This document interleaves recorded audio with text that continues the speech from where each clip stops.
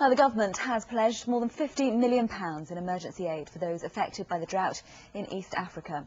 Around 500,000 are thought to have been affected by the drought, the worst in East Africa for 60 years. The International Development Secretary, Andrew Mitchell, has been visiting the Dadaab camp in Kenya, which is overflowing with tens of thousands of refugees.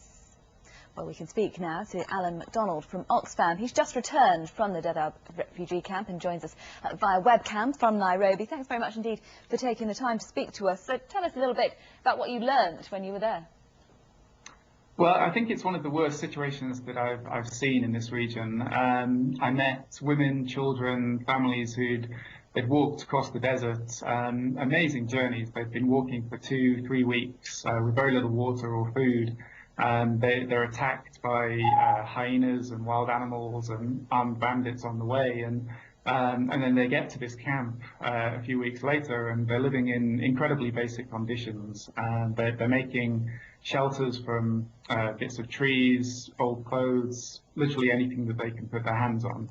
And they have very little water or food or any kind of support. More than £50 million of aid been pledged here. How quickly can that help those that need it? Very quickly, and I mean the urgency is clear in the camp.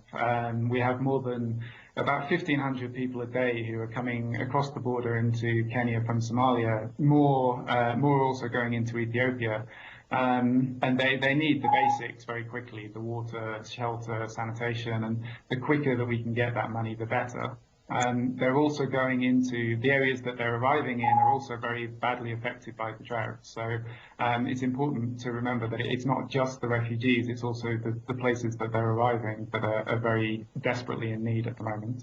The International Development Secretary has urged other countries to do more. Internationally, do people recognise the severity of the situation, do you think? I think we're slowly getting there at the moment.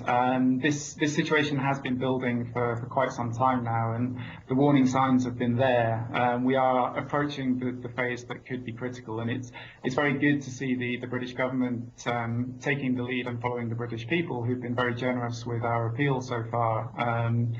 And we really need other donors and the rest of the international community now to follow suit and really step up the response over the coming days, weeks and months. And were those who were responsible for doing so quick enough to read those warning signs that you talk about? No, not really, and this is part of the problem. We've had this crisis is caused by 2 successive very poor rains stretching back to the end of last year.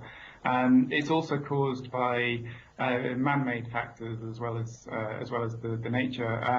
So a lot of the areas that are affected are either very, very poor and neglected, like in northeastern Kenya, or racked by conflict, like in Somalia. The combination of the failed rains and the human causes is really what's caused this crisis, and we do need a longer-term approach by governments both in this region and also internationally to stop these crises happening year after year. Okay, Alan MacDonald, thanks very much indeed for taking the time to speak to us. Thank you. Time now to check on the weather a little closer to home. John Hammond has all the details.